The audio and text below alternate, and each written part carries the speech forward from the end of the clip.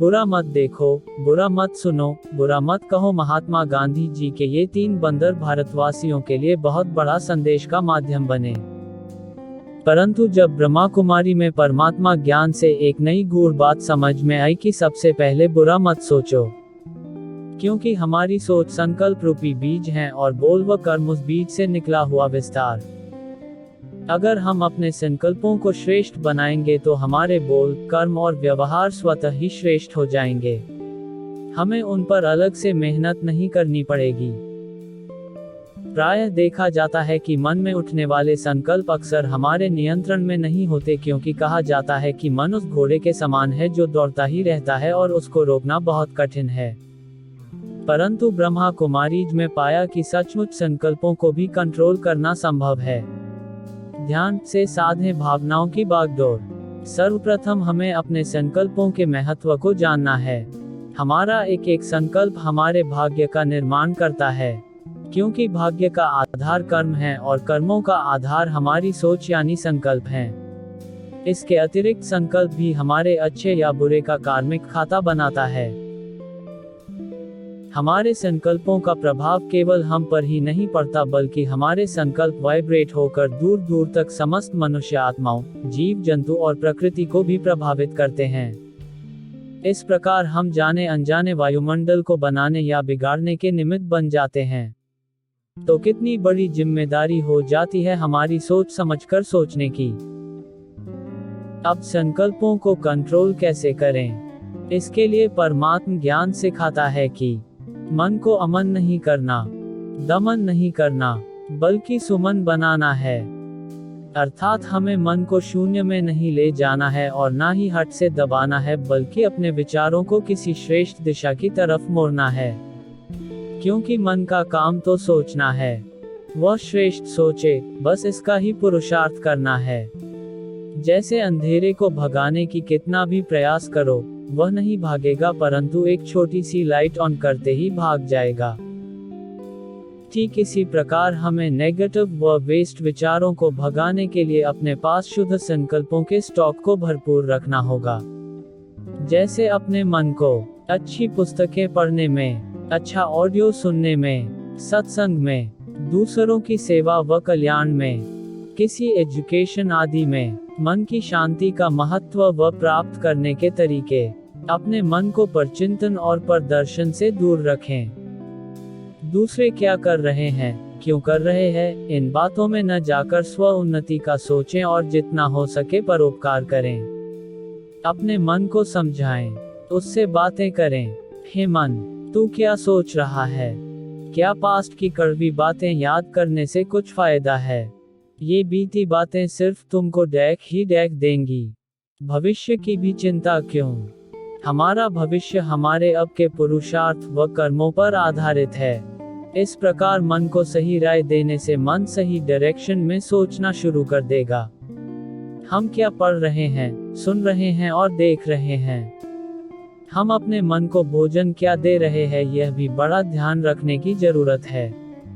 मन का भोजन हम क्या पढ़ रहे हैं, सुन रहे हैं और देख रहे हैं। क्योंकि जो हम पढ़ते, सुनते और देखते हैं, वही विचार हमारे मानस पटल पर घूमते रहते हैं।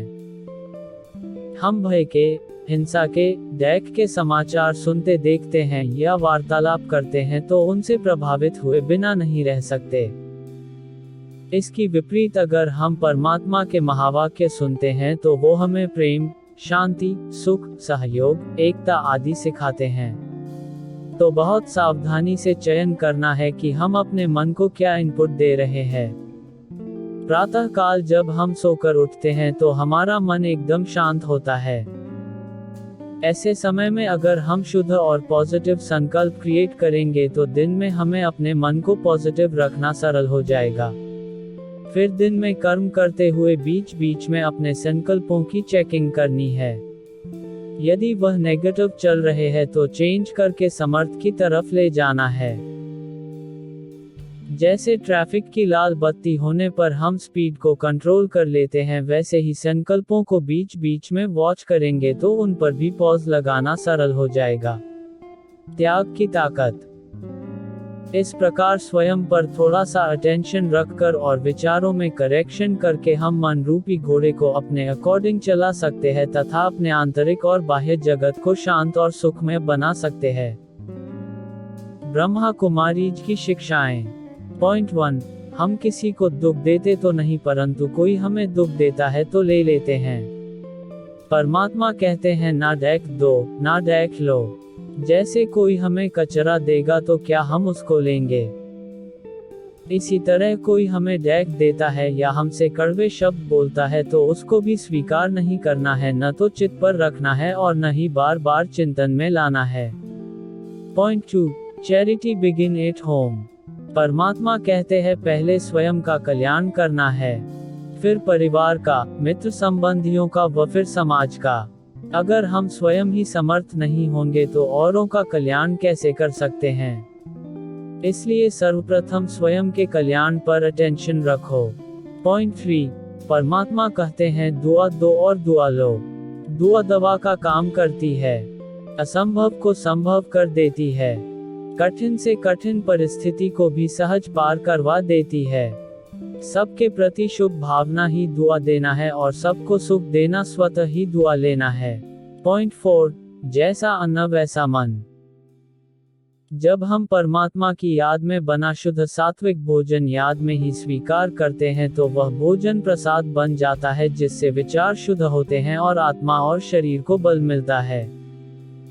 पॉइंट 5, कोई भी परिस्थिति चाहे कितनी भी बड़ी क्यों न हो परंतु हमारी स्वस्थिति से अधिक शक्तिशाली नहीं होती। जैसे ऊंचाई पर चढ़कर कोई नीचे की वस्तु देखो तो बहुत छोटी दिखाई देती है, इसी प्रकार ऊंची यानी आत्मिक स्थिति में स्थित होकर परिस्थिति को देखो तो वह बहुत छोटी लगेगी और हम स्वयं को शक्तिशाली अनुभव करेंगे, जिससे परिस्थिति को सहज ही पार कर लेंगे। पॉइंट 6, जैसे हंस सदा मोती चुगता है और कनक पत्थर को छोड़ देता है, वैसे ही परमात्मा हमें सिखाते हैं कि तुम भी स्वयं की व सर्व की विशेषता को देखो और कमजोरियों को इग्नोर करते जाओ।